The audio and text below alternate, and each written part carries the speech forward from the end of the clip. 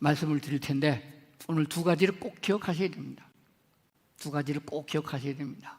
그게 뭐냐 그러면 결론부터 먼저 말씀드리면은 꼭 먼저 기억할 것은 하나님은 어떤 분이냐, 그걸 알아요. 하나님은 어떤 분이냐, 그렇게 물으면은 수백 가지의 대답이 나옵니다. 그 중에서 오늘 제가 강조하는 것은 하나님은 약속의 하나님이다 하는 것입니다. 따라합시다. 약속의 하나님. 하나님은 약속을 얼마나 소중하게 여기느냐, 그것을 우리가 먼저 성경을 찾아서 알아야 돼요.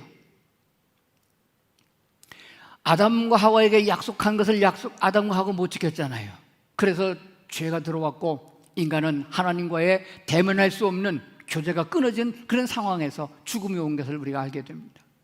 그러나 하나님께서는 다시 하나님이 아브라함을 부르셔서 아브라함에게 약속하셨습니다. 내가 너로 하여금 열국의 아비가 되게 하리라. 네가 낳는 아들 내 씨가 내 백성이 되리라. 약속하신 대로 하나님은 있을 수 없는 상황에서 이 아들 이삭을 주었고 이삭을 통해서 이스라엘 민족을 이루셨습니다. 그러나 하나님의 기준에 맞는 하나님의 백성 되는 사람들이 완성되지 않았기 때문에 하나님은 마지막 선지자요, 마지막 왕이요, 마지막 제사장인 그리스도 곧 예수님을 세상에 보내주셨습니다. 그 예수 그리스도를 믿음으로 우리를 구원하여 하나님의 나라가 완성되어진다는 하나님의 약속이 있음을 기억하셔야 됩니다. 그런데 이 약속들이 하나님이 지금도 그 약속을 그렇게 소중하게 여기고 있기 때문에 그 하나님의 말씀에 의지하고 예수를 믿는 사람들은 다 영생을 얻게 되는 줄로 그렇게 믿습니다. 여호수아서 9장에 있는 말씀을 제가 잠깐 하겠습니다. 이스라엘 백성들이 애굽에서 나와서 가나안 땅에 들어가게 됐잖아요. 모세의 바톤을 이어서 여호수아가 이끌고 들어가게 됐습니다. 하나님께서 모세에게 명하기를 가나안 부족 7부족들은 하나님이 다 몰살시키라, 전멸시키리라, 하나도 남겨두지 말라 그렇게 명하셨어요. 이유는 나중에 알게 될 것이다, 그렇게 말씀하신 거거든요. 그래서 들어가면서 여리고성을 함락하고 아이성을 함락하고 막 쳐들어가는데 그 소문을 들었던 그 땅에 있던 가나안 부족 중에 한 부족이 꾀를 내기를 이대로 있다가는 우리 부족 다 죽겠다. 가서 이스라엘 백성들은 하나님과의 약속을 소중하게 여긴다는데 가서 평화조약을 맺어야겠다. 그래서 한 부족이 일어나가지고 거짓말로 속여서 꾸며서 여호수아 장군을 찾아갔습니다. 아주 먼 데서 왔습니다. 보십시오, 이렇게 거짓말을 해가지고 평화조약을 맺게 된 겁니다. 성경은 그 내용을 뭐라고 기록하고 있느냐, 여호수아와 그 이스라엘 족장들이 이스라엘 족장들이 하나님께 묻지 아니하고 약속을 했다, 하나님께 맹세했다 그랬습니다. 그리고 한 3일 있다가 그 사람들이 먼 데서 온 사람이 아니고 그 동네 히족 중에 있는 기브온 족속인 걸 알았습니다. 속았어요. 거짓말로 속인 겁니다. 속인 건 나쁘잖아요. 그런데도 불구하고 그것보다 더 중요한 것은 하나님 앞에서 약속한 것이다, 그걸 알고 있기 때문에 여호수아는 그 약속을 지키게 된 겁니다. 얼마 있다가 그 동네에 다른 남아있는 부족들이 모여서 회의를 하게 된 거예요. 이스라엘 민족을 치기보다 저 배반자, 우리를 배반하고 평화족을 맺은 기브온족을 먼저 쳐야겠다. 그래서 예루살렘 왕과 더불어 다섯 왕이 동맹을 맺어가지고 기브온족을 쳐들어갔습니다. 위급하게 되자 기브온족이 여호수아에게 전령을 보냈습니다. 우리가 다 죽게 생겼습니다. 우리를 목숨을 살려준다고 그랬는데 우리가 죽게 생겼습니다. 도와주세요 그랬습니다. 내가 그때 여호수아였더라면은 우리는 안 죽인다고 그랬는데 저네끼리 죽였지 않느냐, 그리고 내버려 두면 다 죽을 텐데 하나님과의 약속은 그보다 더 중요하기 때문에 여호수아가 군대에 아주 유능한 장수들을 몰고 그 밤중에 밤새도록 달려가서 전쟁이 붙었습니다. 그런데 그 덕에 5명의 왕들이 동맹을 가지고 아주 용맹스러운 전사들만 모였기 때문에 이스라엘 백성이 감당하여 싸워서 이길 만한 힘이 없었습니다. 패하게 생겼어요. 그래서 하나님이 보시니까 안 되겠거든요. 그래서 어땠습니까? 하늘에서 수박덩이 같은 우박을 막 던져가지고 그냥 혼비백산을 만들어 버렸습니다. 그러니까 이스라엘 백성이 나가서 막 친 거예요. 성경은 그때 장면을 뭐라고 기록하고 있느냐, 그 전쟁을 통해서 칼에 죽은 자보다 우박에 죽은 자가 더 많더라, 그렇게 기록했습니다. 그걸로 끝난 게 아니에요. 그래도 전쟁이 끝나지 않았어요. 끝이 나야 되는데, 몰살을 시켜야 되는데 그래도 또 계속 진격해 오는 거예요. 그래서 여호수아가 하늘을 쳐다보니까 해가 기울어지고 있다는 거예요. 안 되겠다. 그래서 여호수아가 또 태양아 멈춰라, 달도 멈춰라, 하나님이 그 기도를 들어줘서 태양과 달이 멈춘 사건이 있었습니다. 그날 대승리를 거두었다고 성경 기록하고 있습니다. 하나님은 하나님과 약속을 지키는 편에 서서 승리를 주시는 하나님이신 줄로 믿어야 합니다. 그걸로 끝난 게 아니에요. 세월이 지나갔습니다. 사사시대가 지나고 왕정시대가 됐습니다. 사울이 왕위에 올랐어요. 그리고 다음에 하나님께서는 사울을 폐하시고 다윗을 왕을 세웠습니다. 다윗 왕의 얘기가 그 후에 좀 나옵니다. 그 다음 사무엘하 21장에 가보면 그 얘기가 나오는데 간략하게 말씀드리겠습니다. 그랬더니 다윗이 왕위에 올라가지고 남왕조와 북왕들을 통일왕국을 이루어서 태평성대를 이루고 있는데 기근이 왔어요. 비가 오지 않아가지고 가뭄이 들었습니다. 한 해만 기근이 든 게 아니에요. 연하에 3년을 기근이 들었어요. 이 기근이 드는 것은 왕도 막을 수 없는 거잖아요. 이 경제적인 문제는. 그래서 다윗이 하나님께 꿇어엎드려서 이거 어쩐 일입니까? 라고 물었더니 하나님이 대답을 아주 똑부러지게 해주셨습니다. 너희가 기브온족에 대해서 생명을 살려주겠다고 약속한 그 약속을 지켜야 되는데 사울 왕이 그 부족을 다 죽였다. 그 영구다. 그랬습니다. 그래서 다윗이 일어나가지고 그 기브온 부족에 남아있는 여자들과 노인네들 물었습니다. 우리가 어떻게 하면은 너희가 우리 민족을 위해서 기도를 해주겠느냐? 그랬더니 이것은 뭐 은금에 있는 것이 아니고 이거는 우리 피를 흘린 피의 연구다. 그랬습니다. 어떻게 하면 되겠느냐? 그랬더니 사울에게 속해 있는 그 후손들 중에서 7명을 내주면 우리가 여호와 앞에 가서 목매달아 죽이겠다. 그래서 다윗이 대답을 했습니다. 찾았어요. 사울의 아들들 중에서 남아있는 사람이 누가 있는가 찾아봤더니 제일 먼저 생각나는 사람이 요나단의 아들 무비보셋이 생각이 난 거예요. 그러니까 무비보셋은 그 이전에 이미 다윗이 약속을 했어요. 요나단과 더불어서 약속을 했습니다. 내가 네 생명은 네 후손을 내가 지켜주겠다. 약속한 거 있어요. 그래서 무비보셋을 빼놓고 또 찾아봤어요. 그러니까 사울의 후궁의 아들들이 나왔어요. 그래서 7명을 찾아가지고서 어떻게 했습니까? 내줬어요. 그들이 여호와의 전에 그래서 목매들어서 죽였습니다. 성경은 뭐라고 기록하냐? 그 마지막에 대해서 이렇게 기록하고 있습니다. 하나님께서 그제서야 그 백성의 기도를 들으시고 이스라엘 땅에 기근이 몰려가게 했다. 이렇게 말씀하고 있습니다. 이 얘기는 이 사건이 긴 얘기인데 이건 성경을 보시면서 뭘 느끼셨습니까? 여기서 가장 중요한 것은 그 어떤 것보다도 전쟁보다도 먹는 것보다도 사회 문제보다도 하나님 앞에서 약속한 것을 더 소중하게 여긴다. 하나님이 이렇게 약속을 소중하게 여긴다는 말씀을 성경에 이렇게 장량하게 길게 여겨주고 있고 그런 우박을 내리시고 태양을 멈춘 기적까지 일으키면서 생명을 살리게 했던 이 사건은 뭐냐? 하나님은 이렇게 약속을 소중히 여기는 분이다. 그 하나님이 뭐라고 약속하셨느냐? 예수를 믿어야 구원받는다. 이렇게 약속하셨어요. 하나님이 세상을 이처럼 사랑하사 누구든지 저를 믿으면 멸망치 아니하고 생명을 얻게 한다고 약속하셨잖아요. 그 약속에 의해서 우리가 구원을 받는다 이 말이에요. 그러면 지금은 하나님은 어떤 사람을 가까이 하시나요? 거짓말하고 속이고 약속한 걸 손바닥 뒤집는 이런 사람을 좋아하시나요? 아니에요. 하나님은 지금도 약속을 소중하게 여기는 사람을 가까이 하시고 기뻐하시고 축복하시는 줄 믿습니다.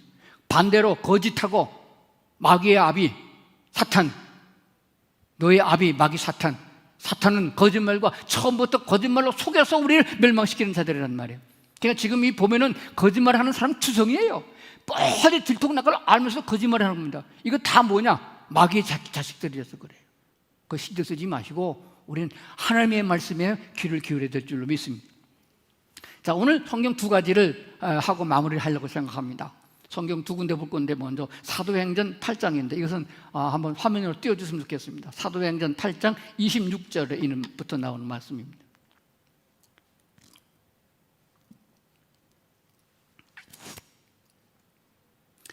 한번 읽어보겠습니다. 주의 사자가 빌립에게 말하여 이르되 일어나서 남쪽으로 향하여 예루살렘에서 가사로 내려가는 길까지 가라 하니 그 길은 광야라 그랬습니다.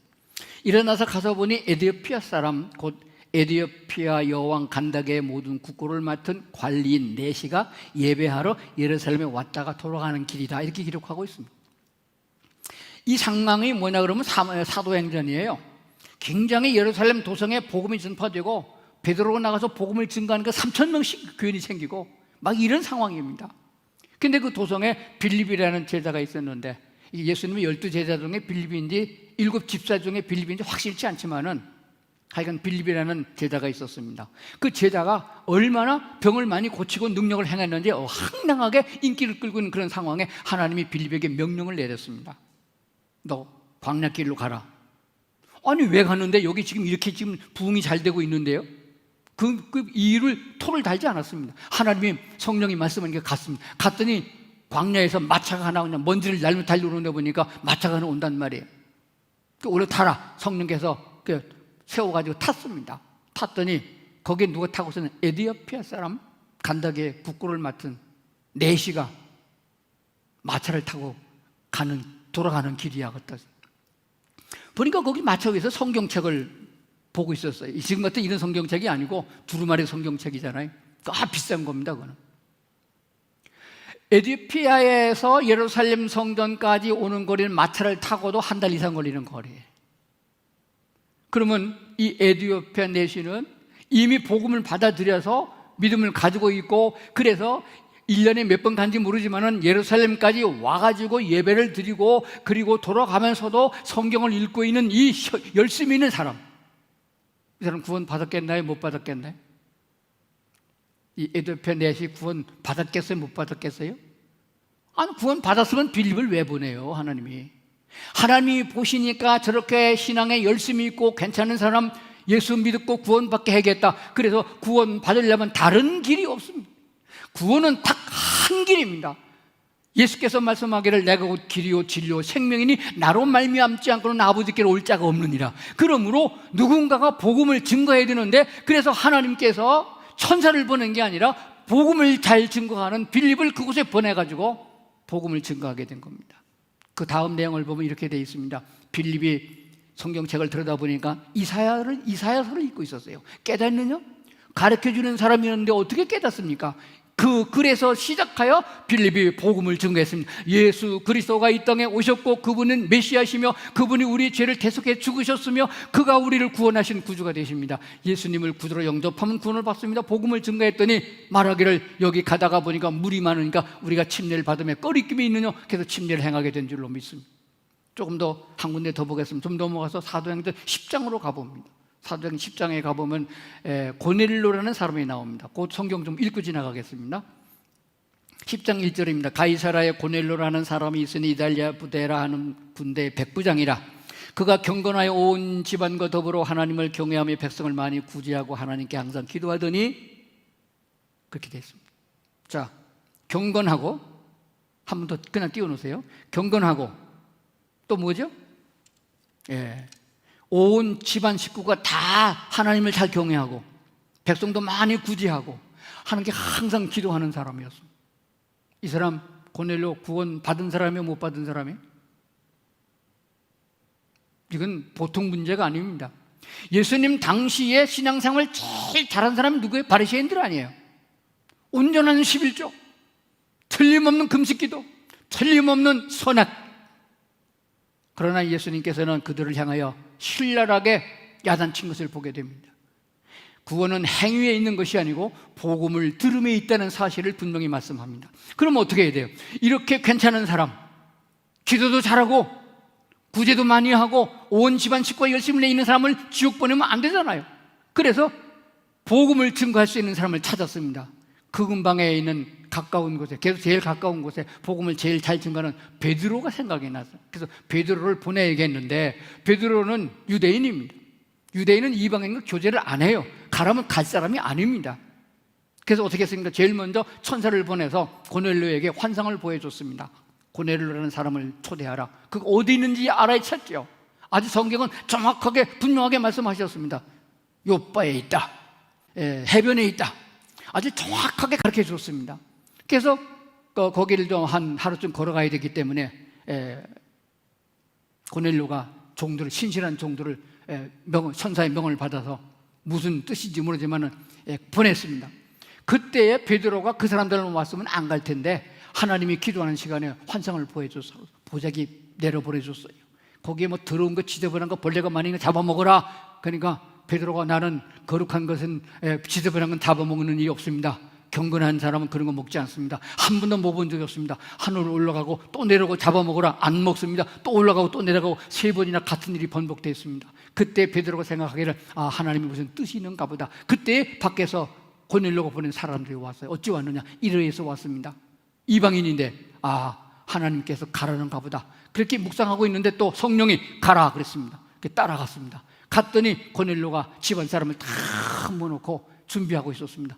어째서 나를 불렀느냐? 이래서 천사가 당신을 초청해서 당신이 무슨 말을 하든지 우리가 듣겠습니다. 성경은 그냥 이 내용을 그 다음에 보면 이렇게 기록하고 있습니다. 39절부터 40절에 있는 말씀을 보게 되면은 우리는 유대인의 땅과 예루살렘에서 그가 행하신 모든 일의 증인이라.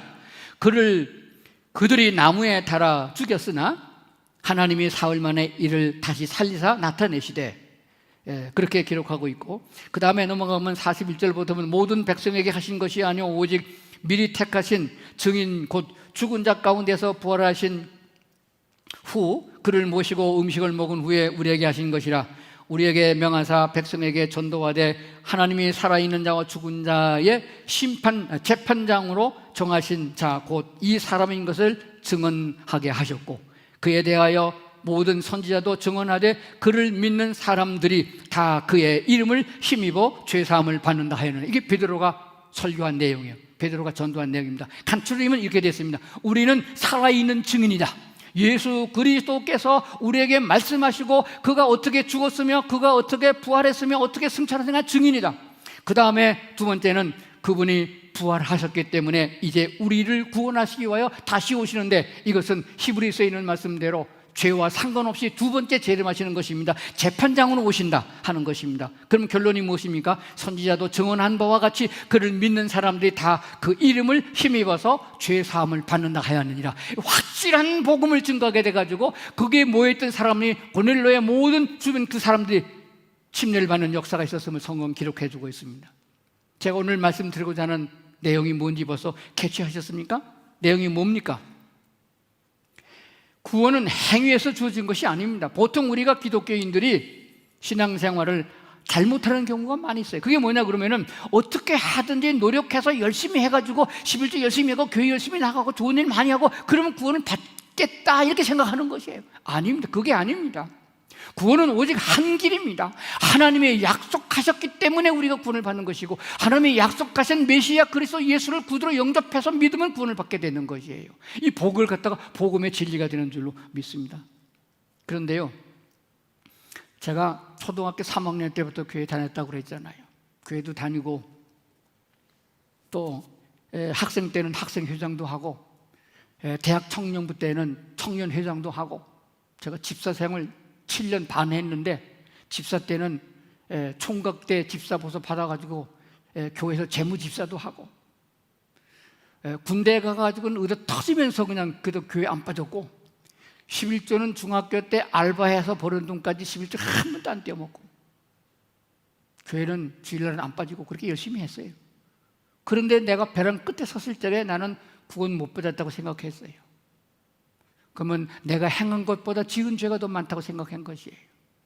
만약에 우리가 어떤 노력이나 어떤 결과로 말미암아 구원 받는다고 하면은 돈 많이 했다면 돈 많은 부자가 구원 받을 것이고, 성경 많이 하는 사람이 구원 받으면은 공부 많이 한 머리 좋은 사람이 구원 받을 것이고, 잘난 사람이 구원 받는다 그렇다면은 이 세상에 잘난 사람이 얼마나 많아요.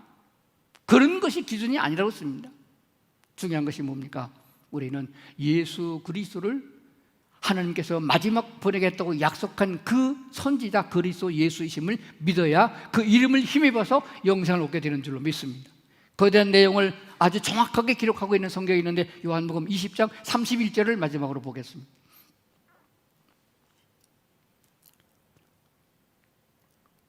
한번 이 방송을 듣는 분들도 다 들리게 여기 있는 분들 큰 소리로 한번 같이 읽어보겠습니다. 시작.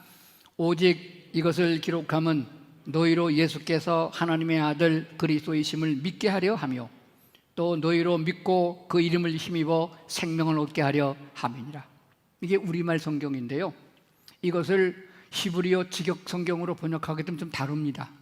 다른 내용이 뭐냐 같으면 그리스도 앞에 한 자가 더 있어요. 그게 원문 그대로입니다. 그게 뭐냐면 그 그리스도이십니다. 그냥 그리스도가 아니고 그 그리스도예요. 그리스도라는 말은 기름 부음을 받은 자잖아요. 그러니까 기름 부음을 받은 자는 제사장도 기름 부었고, 왕도 기름 부었고, 선지자도. 그러니까 선지자, 제사장, 왕 다 기름 부음을 받았잖아요. 그럼 그 사람이 그리스도냐? 그게 아니라는 거예요.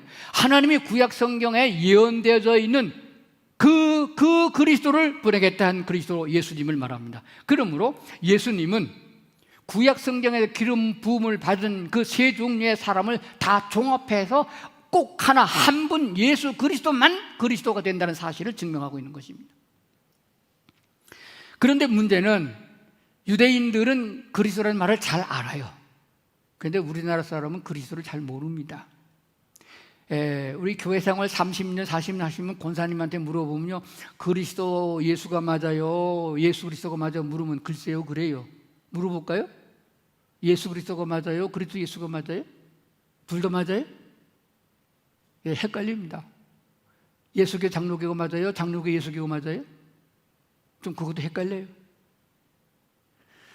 그래서 우리는 복음을 증거할 때에 그리스도 예수를 믿어야 된다.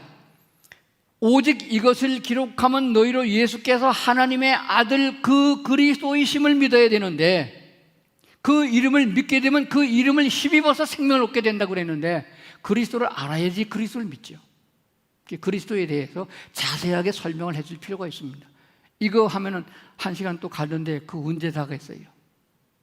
그래서 유튜브에 들어가서 이유진 목사 치면은 그리스도가 뭔가 하고 간략하게 잘 설명해 놨어요. 그거 보면 됩니다.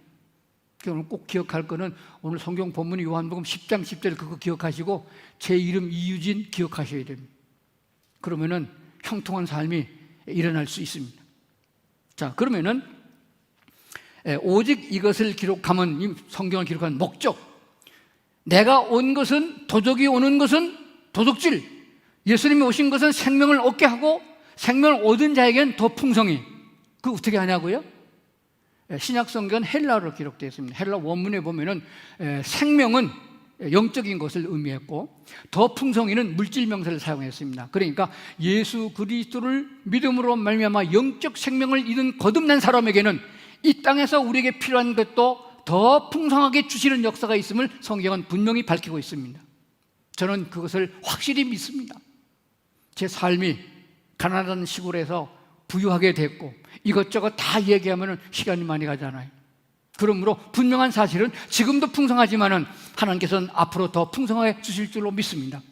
병든 자의 풍성한 것은 건강이고 가난한 자의 풍성한 것은 부유함이고 지식이 모자란 사람의 풍성함은 지혜로운 것입니다. 무엇이든지 우리 하나님은 만주의 주가 되기 때문에 풍성케 하시는 능력과 은혜가 있는 줄로 믿습니다. 그 막스의 약속을 믿고 하나님께 나가는 사람들에게는 그 은혜를 다 입게 되는 줄로 믿습니다. 이제 결론으로, 그러면 예수 믿고 다 이제 거듭났고 구원받은 사람입니까? 그렇다면은 중요한 게 뭡니까? 변화가 돼야 되는 것입니다. 하나님의 성령이 구원받은 자, 하나님의 자녀된 자를 인도하시기 때문에 도망갈 수도 없고 뺑뺑 칠 수도 없고 그리스도 예수 안에서 하나님과 동행하는 삶으로 성령이 나를 이끌어 간다는 말입니다. 그렇다면 성령의 인도는 나를 세상식으로 강하고 세상식으로 부유하게 만드는 자가 아니라 그리스도 안에서, 하나님 안에서 부유하게 하시는 줄로 믿습니다. 그렇다면 어떤 것이 중요한 것인가? 오늘 이 말씀은 마지막으로 꼭 기억해야 되는 일입니다. 그대로 꼭 실천하셔야 됩니다.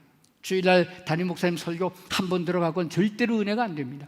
말씀이 우리 속에 거하고 말씀이 우리 속에 풍성하게 역사되어져 가지고 날마다 하나님의 말씀을 주야로 묵상하는 자가 되어야 됩니다. 시편 1편에 기록한 대로 복 있는 사람은 악인의 꾀를 쫓는 사람이 안 쫓는 사람이 아니라 여호와의 말씀을 주야로 묵상하는 사람에게는 그런 힘이 있다는 것을 말씀하고 있는 거예요. 악인의 꾀를 쫓지도 아니하고 오만한 자리에 앉지도 아니하는 능력이 어디서 오느냐? 여호와의 말씀을 주야로 묵상하는 사람에게 오는 거거든요. 그렇다면 하나님의 말씀을 묵상할 수 있는 수준에 이르러야 되는데 그게 누구냐? 하나님의 말씀을 날마다 읽고 그것을 암송하고 그것을 마음에 새기는 것입니다. 이것이 하루아침이 되는 것은 아니에요. 그러므로 담임 목사님 설교한 것을, 주일날 설교한 것을 그 주간 안에 2번, 3번 번복해서 들어야 돼요. 반드시 그렇게 들으면은 본 예배 때 들은 것과 달라요. 오늘 들은 것하고 내일 들은 것도 다릅니다. 이렇게 설교를 들으시고 그 말씀을 마음에 묵상하면서 가정 예배를 드리셔야 됩니다. 가족이 둘이라도, 저는 우리 두뇌가 살아요. 오늘 아침 여기 떠나기 전에 가정 예배 드리고 왔어요. 가정 예배를 드리면서 성경을 한 장 읽으면서 묵상하거든. 그 말씀이 내게 새겨지는 거예요. 그럼 그 말씀이 힘이 되어져서 죄를 이기는 것이고, 그 말씀이 힘이 되어져 가지고 성령이 함께 주심으로 인하여 세상을 이기게 되는 거거든. 가정 예배 잘 못 드려요. 잘 안 됩니다. 습관은 잘 들이셔야 돼요. 그래서 가정 예배를 꼭 들으시고 하나님의 말씀을 묵상하면서, 세상에 잡다한 소리가 내 머릿속에 너무 많이 들어와가지고 분별하기 힘듭니다. 요즘 텔레비전 무슨 잡지 무슨 영화 이거 다 가짜가 많아요.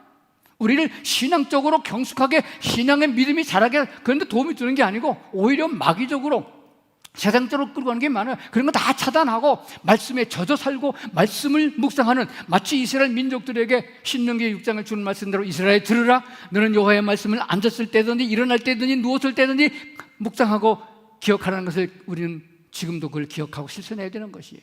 안 그러면은 이길 장수가 없습니다. 세상 사탄의 거짓말에 사탄의 미혹에 넘어가지 않을 장수가 없어요. 목사도 넘어지고 장로도 넘어지고 다 넘어집니다. 마지막 때에 가면은 지금 이게 무슨 상황인지 아시겠어요? 하나님이 돌봐주지 않아서 이게 일어나는 게 아니에요. 하나님이 그렇게 하는 거예요. 뭡니까? 알곡과 쭉정이를 나누는 과정입니다. 좀 더 심한 바람이 불면 쭉정이 다 날아갑니다. 그럼 알곡은 뭡니까? 어떤 사람이 알곡입니까? 말씀의 뿌리가 있는 사람. 시냇가에 심은 나무가, 말씀을 묵상하는 사람에게는 시냇가에 심은 나무가 뿌리를 강변에 붙인 것 같이 가뭄이 와도 여전히 열매를 맺을 수 있는 사람을 말하고 있는 것입니다. 얼마나 하나님의 말씀을 가까이 합니까? 저는 담임 목회 40년 하면서 성경 한 번도 못 써봤어요. 얼마나 부끄럽고 창피한지 은퇴하기 1년 전에 우리 한번 써봅시다. 그래서 교인들한테 광고했더니 교인들은 1년에 한 번 쓴 사람이 4명이나 나왔더라고요. 그래서 나는 다 못 썼어요. 무한으로 바빠갖고. 은퇴하고 마저 썼습니다. 그리고 이어서 지금 성경을 다시 헬라 히브리어 번역 성경으로 또 쓰고 있습니다. 이렇게 말씀에 젖어 살지 않으면 세상을 이길 힘이 없습니다. 오늘 꼭 기억하십시다. 하나님은 약속을 아주 소중하게 여긴다. 그분이 약속하기를 누구든지 예수 믿으면은 구원받게 해주신다. 하나님의 성령이 거듭나게 하는 거예요. 그러므로 복음 설교는 한 번 들어가지고 내가 거듭나는 게 아니에요. 어느 날 성령의 역사할 적에 하나님이 내가 감동을 주실 적에 그 믿음이 내 믿음이 되는 거예요. 그 내 믿음이 되기까지는 복음 설교를 또 듣고 또 듣고 또 듣고 계속 들어야 되는 것입니다. 그런 의미에서 지금 세상 참 좋아졌어요. 유튜브 설교 들으시고 복음 듣고 또 듣고 하다 보면, 기도하다 보면 또 환난과 상황 속에서 하나님의 성령이 내게 그 믿음을 주시는 거예요. 그렇다면 그 믿음의 바탕에서 말씀의 역사가 일어나게 되는데, 그렇게 되면 내 삶이 완전히 바뀌어지는 겁니다. 내가 술 끊고 내가 담배 끊고 내가 혈기 끊고 그게 아니에요. 하나님의 성령이 해주는 역사가 있습니다. 누구에게? 거듭난 자에게. 이게 중요한 것이에요. 이 사실이 만약에 우리가 왜곡된다고 그러면은 예수 잘못 믿는 것이 되고 맙니다. 다니엘과 같이 주님을 위해서 목숨을 내놓을 수 있는 이런 믿음을 우리가 갖기를 하나님이 원하시는 것이에요. 주께서 오늘 말씀 들은 강남중앙 침례교회 온 성도들에게 이런 놀라운 성령님이 함께 하셔서 주님과 동행할 수 있는 그런 축복이 넘치기를 주의 이름으로 축원합니다. 기도하시겠습니다. 하나님, 오늘 종이 전한 말씀이 하나님께 영광 되어지는 말씀이 되어지게 하시고, 잘못 정한 것 전한 것이 있으면 제하여 주시사 온전하게 우리 성도들에게 유익되는 말씀이 되게 하여 주시옵소서. 주님과 동행하는 삶, 주님을 따라가는 삶, 하나님을 기쁘시게 하고 하나님이 주신 기쁨과 즐거움으로 살아갈 수 있는 저희들이 다 되도록 도와주시옵소서. 감사드리며 예수님 이름으로 기도드리옵나이다. 아멘. 이제 우리 하나님께서 우리에게 허락하신 귀한 말씀 우리 마음 가운데 새기면서 내 영혼이 오직 하나님의 은총을 힘입어 살았고 또 살고 있습니다. 우리 이 찬양으로 우리 찬양 속에서 말씀을 갈무리하도록 하겠습니다.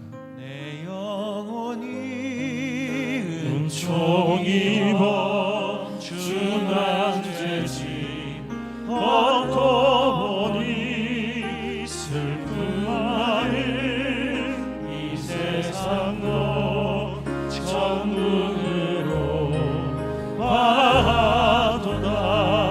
할렐루야 찬양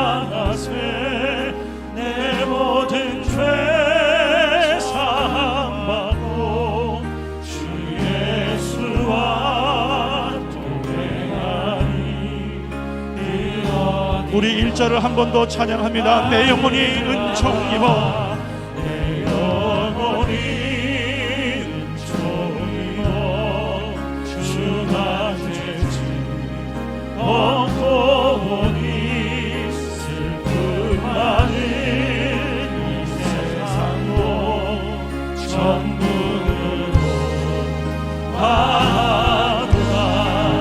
할렐루야 찬양하세 내 모든 죄 사랑받고 주 예수와 동행하리. 할렐루야 찬양하세